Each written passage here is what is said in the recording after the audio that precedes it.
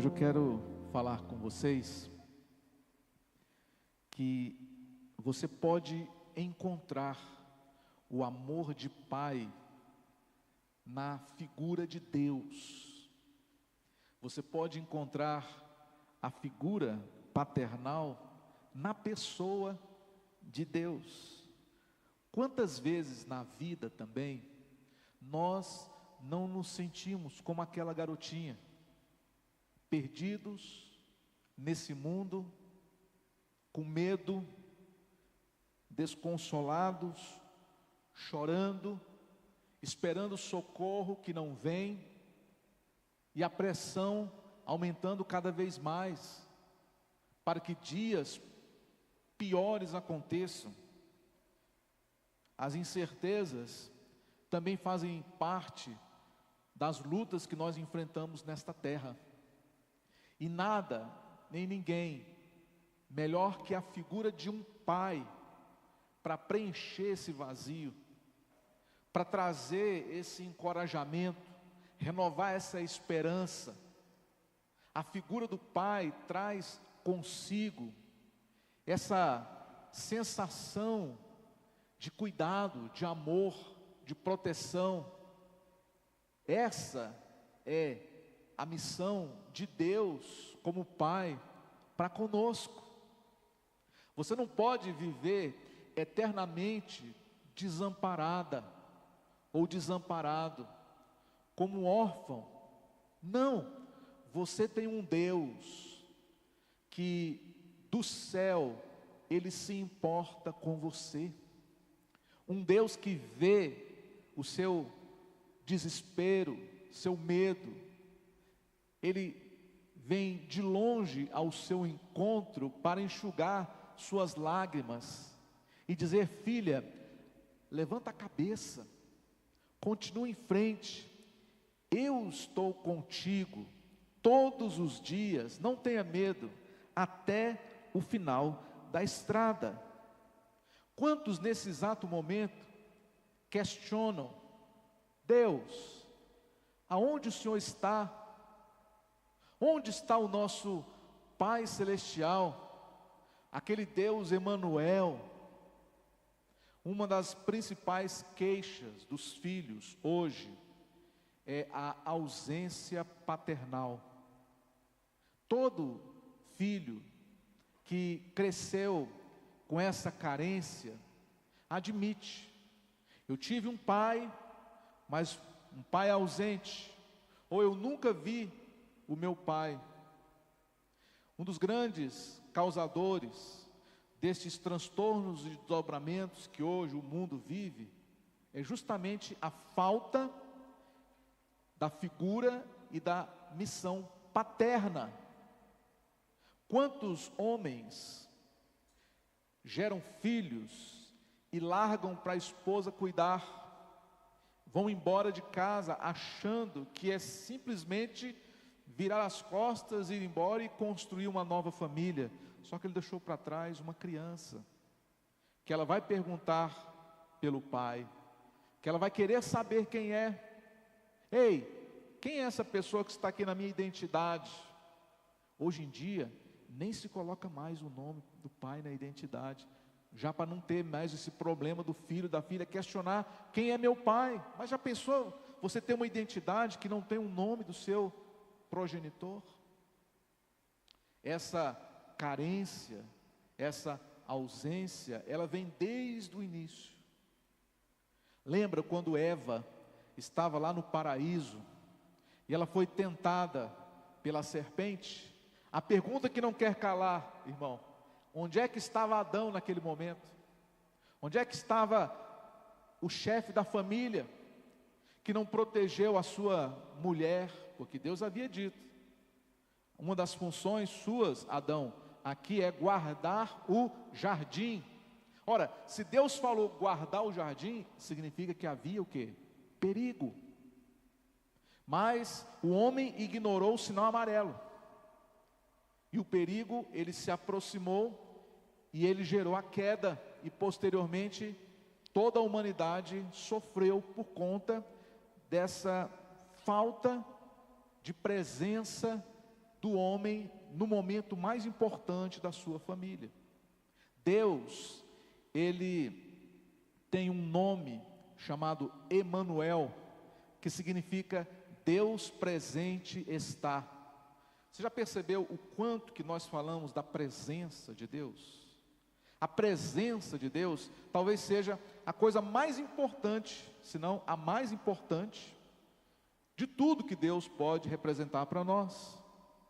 Certa vez Moisés, ele estava num momento parecido com essa garotinha aqui, lá no deserto, perdido, desconsolado, com medo de tudo, com dúvidas, com aquele povo pressionando todos os dias para voltar para o Egito. Ele chegou ao ponto de dizer: Deus, eu cansei, não quero mais dirigir esse povo, inclusive esse povo nem meu esse povo é do Senhor. E Deus falou para Moisés: Moisés, eu vou fazer você sentir a minha presença agora. Você não vai me ver pela face, porque homem algum me viu o rosto e sobreviveu, mas eu vou passar, e a minha presença vai passar diante de você, a minha bondade vai passar diante de você. E aconteceu exatamente isso. Quando a presença de Deus, ela então passou pela vida de Moisés, a simples presença de Deus, ela mudou completamente o semblante de Moisés. Ele era outra pessoa. O seu rosto brilhava, reluzia pela presença de Deus. Então eu quero afirmar hoje, sem medo de errar, de que Deus é um Pai presente. Um Pai presente que está com você 24 horas por dia, 7 dias por semana, para que você não se sinta só, para que você não se sinta desamparado, porque não existe sensação pior no mundo do que se sentir desamparado. Deus não quer que você se sinta assim, Deus não quer que você passe por isso assim. No Velho Testamento, nunca ninguém ousou chamar Deus de Pai. Pai, para os israelitas, era Abraão. O próprio nome de Abraão já é Abba, Pai.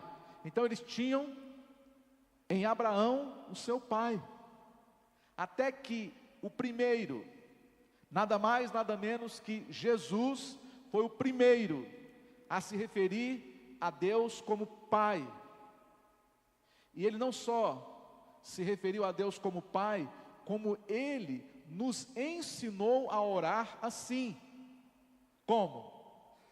Pai. Chamando Deus de Pai. Pai nosso, que estás no céu. E hoje nessa manhã, eu quero refletir sobre essa oração de Jesus, a oração universal, filho falando com o Pai amoroso, para que você reencontre, redescubra o amor nos braços do Pai, na figura de Deus. Deus em sua essência, Ele é um Pai amoroso. Amar é doar. A coisa que Deus mais ama fazer é doar. E nós temos sido alvo desse amor maravilhoso de Deus quando nós recebemos o dom da vida, quando nós recebemos a oportunidade de viver, quando nós recebemos os talentos que Deus nos dá. Quantas e quantas vezes Deus tem nos doado coisas impressionantes, valiosas, porque Deus ama doar. Entre um filho e um pai, quem é que doa para quem? É o pai que doa presente para os filhos, é o pai que leva presente de Natal, é o pai que quando chega da rua, ele traz uma sacola com alguma coisa, com um chocolate, com um doce, com um pão, e dá para o filho, como uma forma de mostrar o amor que ele tem pelo seu filho. Deus, Ele não só doa, presenteia, mas Ele também cuida, Ele protege, Ele orienta. Na Igreja Católica, o líder é chamado de pai, em latim, padre. Então, o que é o líder religioso? É o pai da igreja. Na igreja evangélica, é o pastor, padre, pastor, pai, não só começa com P, mas são todos iguais. Nós somos pais de vocês aqui. E o que um pai faz? O que um pastor faz? Ele supre as necessidades, ele protege do perigo, ele alimenta, ele cuida, ele direciona, ele também corrige. E o pai também, ele tem a capacidade de ensinar os filhos a também serem pais. Embora, vou confessar aqui, eu sou um filho privilegiado pelo pai que ele me deu, o senhor César. Mas quem me ensinou a ser pai não foi o meu pai. Sabe quem me ensinou a ser pai? Foi o Ricardo Júnior, foi o Arthur, a Carol. Os meus filhos me ensinaram a ser pai.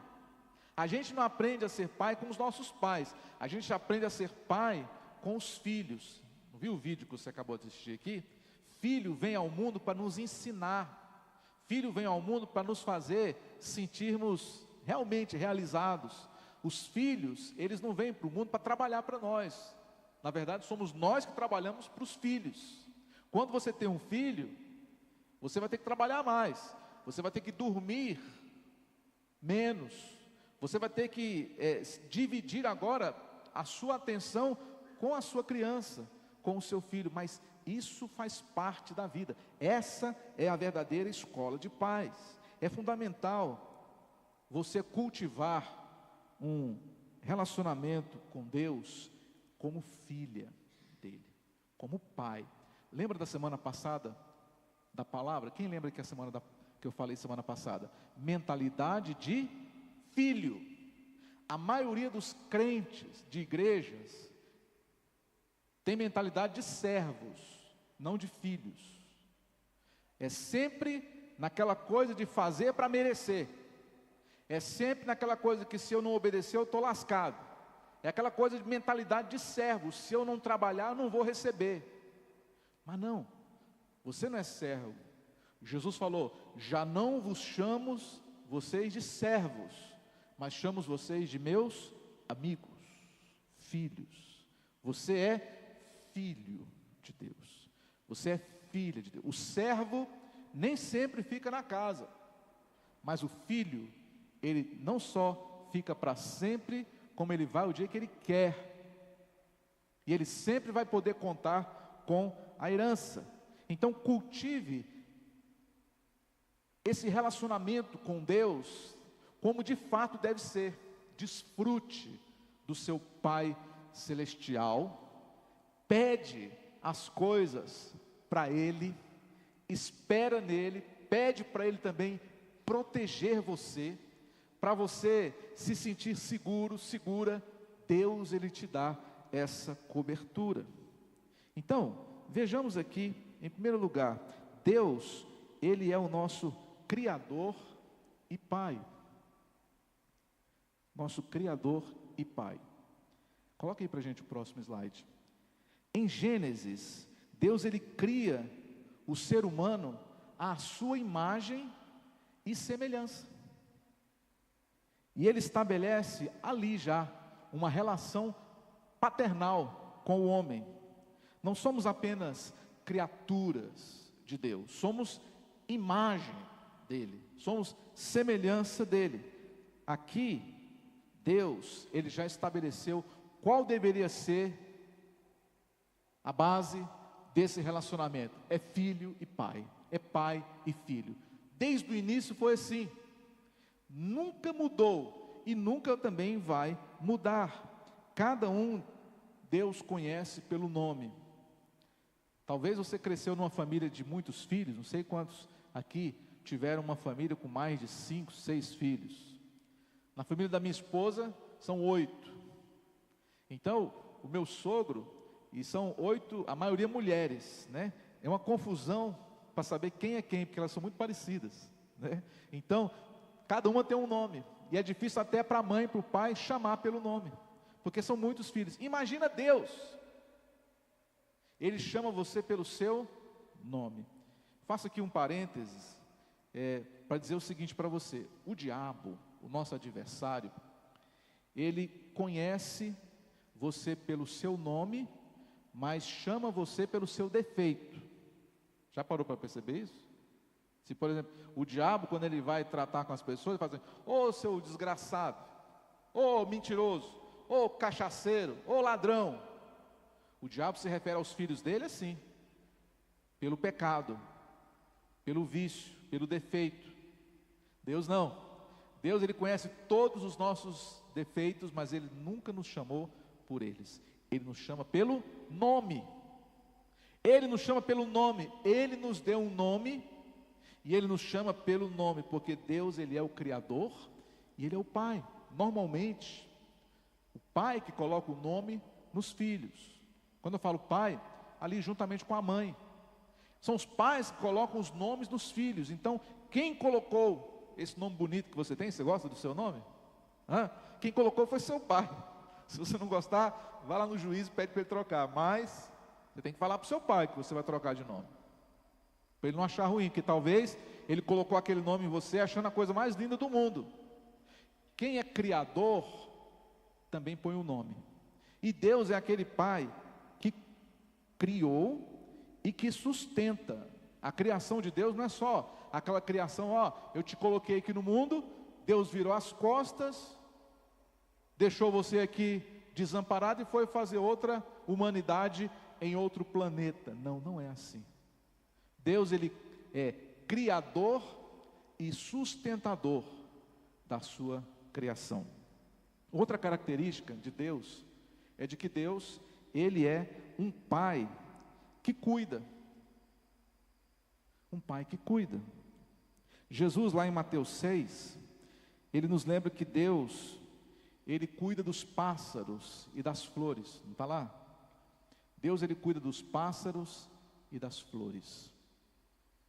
E ainda diz mais: vocês valem mais para mim do que esses pássaros e essas flores.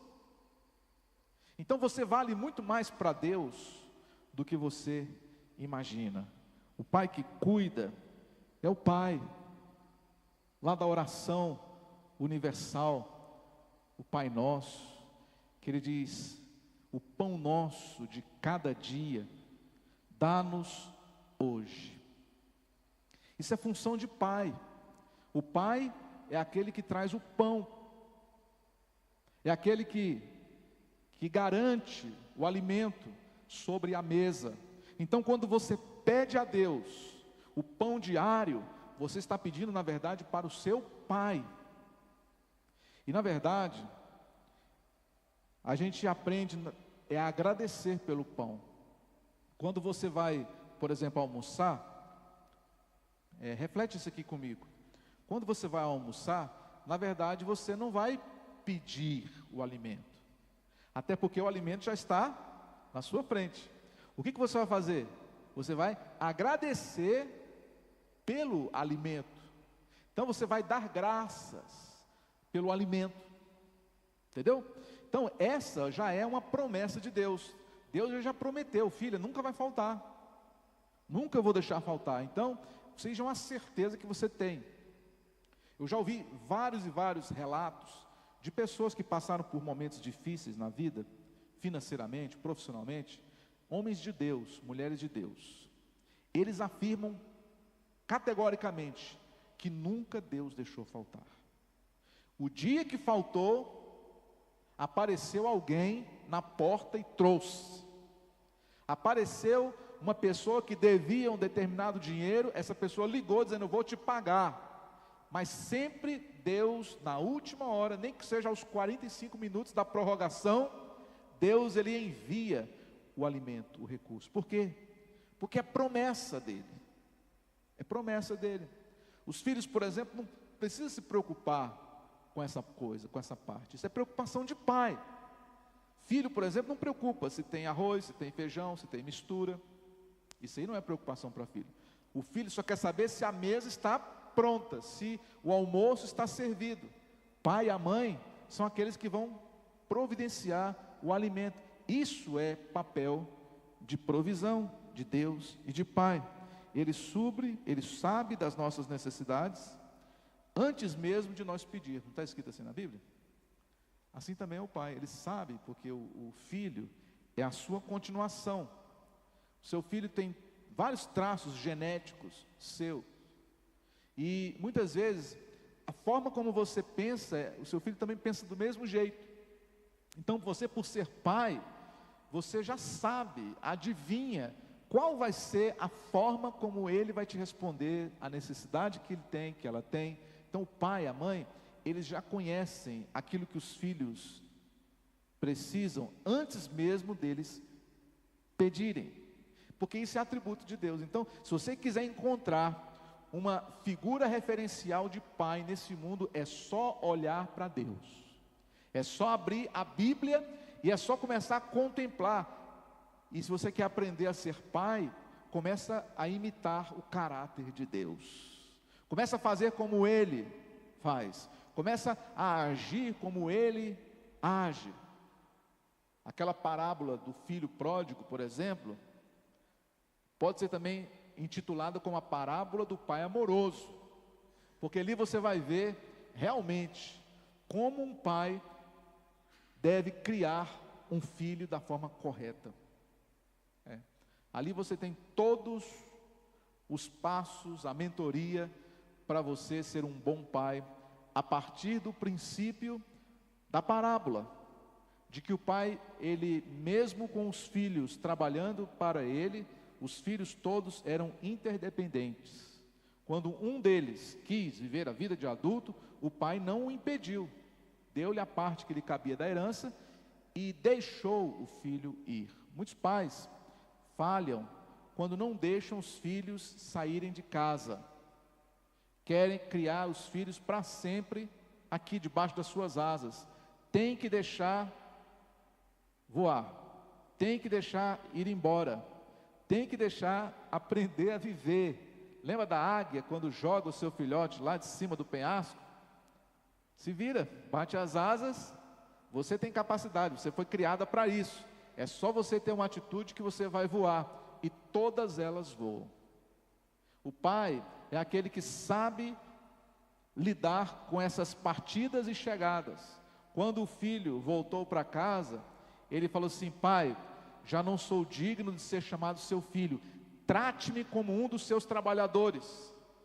Ele falou: não, você está muito enganado, você sempre será meu filho, nada de trabalhador.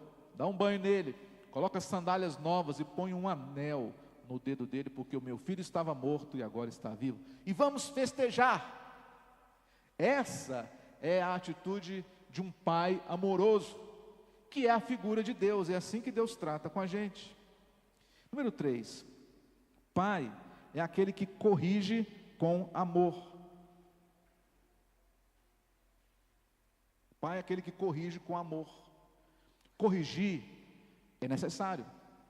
O pai e a mãe que não corrige os filhos está fazendo um mal para os filhos. Tem que corrigir. Você não pode machucar seus filhos, mas você tem que corrigir os seus filhos. Nem que você precisa tirar deles algumas coisas para que eles possam sentir que erraram, sentir a falta, para que eles não possam viver com aquele ambiente de que pode tudo, porque no mundo lá fora não é assim. Ele já tem que aprender um pré-ensaio de como é que vai ser a vida lá no mundo, dentro de casa. E a mãe ou o pai que não corrige os seus filhos, o mundo corrige. Só que o mundo corrige sem misericórdia, ao passo que o pai, ele tem misericórdia. Certa vez, Davi cometeu um sério pecado, e Deus chegou para ele: Davi, você tem 3 escolhas. Uma delas era: você quer cair nas mãos dos homens ou nas minhas mãos? E ele falou: ah, Deus, eu prefiro cair nas suas mãos, porque o Senhor tem misericórdia e os homens não têm misericórdia. E Deus falou assim: então você vai cair sim nas minhas mãos. E Deus exerceu o juízo contra o povo naquele dia, por causa de Davi. Mas ele fez essa escolha: eu quero cair nas mãos de Deus, porque o meu pai, ele é misericordioso. Então você precisa ensinar para os seus filhos, e quem sabe aprender com eles, a exercer misericórdia. Pai que corrige é pai que ama. Lá em Hebreus 12, versículo 6, fala que o Senhor disciplina a quem Ele ama e castiga a todo aquele que aceita ser seu filho. Se você quer ser filho de Deus, você precisa também aceitar a disciplina de Deus. Sim ou não? Tem que aceitar a disciplina de Deus. Ora, você quer viver na casa, mas não quer se submeter às regras da casa. A casa tem regras. E nós precisamos nos submeter a cada uma dessas regras para que o ambiente seja um ambiente de paz, de harmonia. Agora, o Senhor, Ele não nos corrige para nos punir. Quando Deus corrige um filho, não é para punir, não é para machucar, não é para diminuir, é para guiar de volta para o caminho certo. É a correção, a própria palavra já diz, a correção de rumo. Estava indo num rumo errado, corrige para voltar para o rumo certo. A correção de Deus não é para te reprovar, é para te aprovar. Não é para te punir, é para fazer você voltar para o caminho. Assim como um pai amoroso que deseja o melhor para os seus filhos. Hoje, dia dos pais, nada melhor do que falarmos sobre esse pai amoroso. Muitas pessoas, elas hoje têm dificuldade de se relacionar com Deus, justamente por conta dessa metáfora de pai. Porque muitas pessoas, quando lembram dos seus pais na terra, elas têm memórias negativas, elas têm traumas difíceis de esquecer, elas têm revolta, têm ódio, e às vezes elas projetam toda essa ira e esse ódio para Deus. Eu fico olhando as redes sociais, quantas pessoas são revoltadas contra a religião, contra a igreja, contra a família. Sabe o que é isso? Sabe o que é isso? Essa é uma forma de devolver para a religião, para a igreja, para os pais, aquilo que eles receberam de todos eles. E a resposta normalmente é revoltante. Tempos atrás, a desobediência, ela era através do rock and roll, né? Os jovens, eles optavam pelo rock and roll como uma forma, uma filosofia de rebeldia. Só que isso já passou. Hoje, essa geração de pais é que gostam de rock and roll. Os filhos já têm outras formas de verbalizar revolta, indignação e ódio, que é com a identidade de gênero. Identidade de gênero é reflexo de uma paternidade falha lá atrás. Não tem como resolver esse problema hoje. Tem como resolver esse problema daqui a 30 anos, daqui a 20, 30 anos. Corrigindo hoje o papel do pai dentro da família. Porque, veja bem, se o casamento entre os dois, homem e mulher, for ruim, ele se acabar, isso vai gerar já uma declinação na criação dos filhos. Já vai ter uma divisão dentro de casa. E o que vai acontecer é que isso vai se desdobrar na vida dos filhos. Então você tem que ter muito cuidado para manter o relacionamento conjugal por causa dos filhos. Porque você se vira, ele se vira, mas os filhos não conseguem muitas vezes se virar. Eu lembro do meu avô, a minha avó, eles nunca se divorciaram, mas eles eram separados. A minha avó, inclusive, ela já está indo para 101 anos, hein? 101 anos. Meu avô, Deus já levou ele há muitos anos atrás. Mas eu me lembro até hoje que havia 2 casas no lote. A casa do meu avô e a casa da minha avó. Meu avô, ele se separou da minha avó, mas não saiu do lote. Ele não saiu de casa, ele construiu uma casa para ele dentro do lote. Eu não me lembro bem se ele almoçava lá na cozinha da minha avó. Devia almoçar, né? Eu imagino que sim. Então eles viviam assim, mas não se separavam. Até que um dia eu ouvi da minha mãe que eles fizeram isso para que os filhos pudessem, até que todos vivessem na casa, pudessem contar com a presença do pai e da mãe. Coisas de família, cada família tem a sua filosofia, né? Mas o que eu quero dizer para você nessa manhã é de que pai, ele nunca abandona. Hoje o slide está falhando, né? Passe aí para mim, por favor. Deus é um Deus que nunca abandona. Se você puder se lembrar de um traço do caráter de Deus, é esse aqui. Deus nunca abandona os seus filhos. Ele fala isso lá em Josué, fala também em Hebreus. Nunca te deixarei, jamais te abandonarei. Eis que estou convosco todos os dias. Em Lucas 15, na parábola lá do filho pródigo que eu citei aqui, nós temos um retrato incondicional de amor. Um pai que não abandona o filho, mesmo que o filho tenha cometido toda sorte de desobediências e de pecado. Mesmo quando nos afastamos de Deus, Ele nunca vai se afastar de nós. Ele está sempre à espera, lá no ponto marcado, para nos receber de volta, com festa e com alegria. Gente, isso é maravilhoso. Quando o filho voltou para casa, teve uma coisa que o pai omitiu. Isso aqui é uma coisa que a gente tem que aprender. O pai não falou algo que é normal, qualquer um falaria. Depois de tudo que o filho fez de errado, o que ele merecia ouvir? Ele merecia ouvir, no mínimo, aquela frase seguinte: eu não falei para você? Eu não te avisei? Então, essa verdade, o pai não jogou na cara do filho naquele dia. Em momento algum ele falou: eu te avisei de que isso ia acontecer, você quis, agora você tem. São palavras desnecessárias para se falar com o filho. Primeiro, porque não vai resolver mais nada.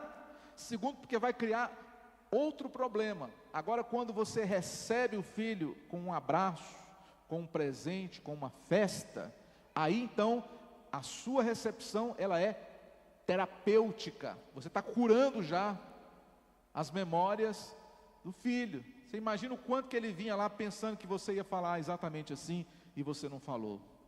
Jesus também fez a mesma coisa com Pedro. Pedro negou Jesus quantas vezes? 3 vezes numa noite só. Quando as mulheres foram ao túmulo ver Jesus, o corpo de Jesus, havia um homem lá na porta que mandou um recado para elas. Qual foi o recado do anjo naquele dia? Fala para os discípulos e para Pedro. Uai, Pedro não era um dos discípulos? Né? Fala para os discípulos e para Pedro que eu vou encontrar com eles lá na Galileia. É igual lá em casa, quando a minha mãe falava assim, Ricardo Oliveira César, quando falava o nome completo assim, você já podia saber que era coisa, né? Que vinha bronca aí, né? Agora quando falava assim, Ricardinho, aí vem coisa boa. Agora quando fala o nome completo, significa que vem bronca por aí. Naquele dia Jesus falou assim, fala para os discípulos, mas especialmente para o Pedro, que eu quero encontrar com ele lá na Galileia. Quando Pedro recebeu esse recado das mulheres, como é que você acha que se sentiu Pedro? Ele falou assim, ele vai me pegar, ele vai me bater, ele vai acabar comigo, o que eu fiz com ele não tem perdão. Aí Jesus se encontra com Pedro, aí Jesus olha para Pedro e fala, Pedro, você me ama? Ele fala, sim Senhor, eu te amo. Segunda vez, Pedro, você me ama? Amo. Terceira vez, ele pergunta, Pedro, você me ama? Amo, Senhor, tu sabe que eu amo.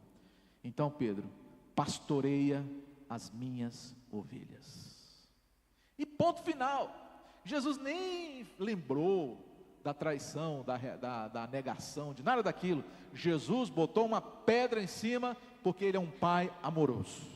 Pai que é pai, não abandona, corrige, mas não abandona, ama até o fim. E conclusão, Deus, Ele é o nosso Pai perfeito. Não existe Pai perfeito, senão Deus. Deus, Ele é um Pai perfeito, sempre pronto a nos receber, sempre pronto a nos proteger, a nos guiar. No momento de dificuldade, nós não temos de que reclamar, porque Deus é um Deus que está conosco todos os dias. Não podemos esquecer que nós temos um Pai celestial, que nos ama num grau infinito. Que bênção é poder ter um Pai como Deus. Esse amor de Deus, na verdade, Ele joga fora toda e qualquer imagem negativa que o homem faça dele. Essas pessoas que às vezes têm um trauma com Deus por causa dos seus pais na terra, é porque lhes falta a revelação de quem é o verdadeiro Deus. O dia que eles descobrirem quem é o verdadeiro Deus, Pai celestial, eles vão se apaixonar por esse Deus maravilhoso, porque Ele é o Pai que sempre esteve lá, e o Pai que eles nunca tiveram antes. Hoje, eu te convido a olhar para Deus com novos olhares, de uma forma diferente de sempre que você já olhou, como um Pai que não abandona, como um Pai que ama, que cuida, que corrige, que direciona. Um Pai que não te criou para trabalhar para Ele, mas um Pai que te criou para se alegrar com as suas conquistas, para se realizar através de você. E um Pai que deseja estar do teu lado todos os dias, em todo o tempo. Ninguém nesse mundo pode se dizer que é órfão, porque Deus é Pai de todos nós, e Ele trata-nos igualmente como filhos. Deus não tem os seus preferidos não, viu gente? Você acha que Deus tem aqueles que são os mais chegados de Deus? Nesse momento então, eu quero que você feche os seus olhos de novo. Não precisa colocar a música de fundo não. Feche os seus olhos e reflete sobre como está a sua relação com Deus. Se você se sente distante, lembre-se que Ele está esperando por você, de braços abertos para você voltar. Então, recorre a Ele, confia nele, na sua orientação, e também permita que o amor de Deus, o Pai, te envolva completa e carinhosamente. Deixe-me orar por você nessa manhã.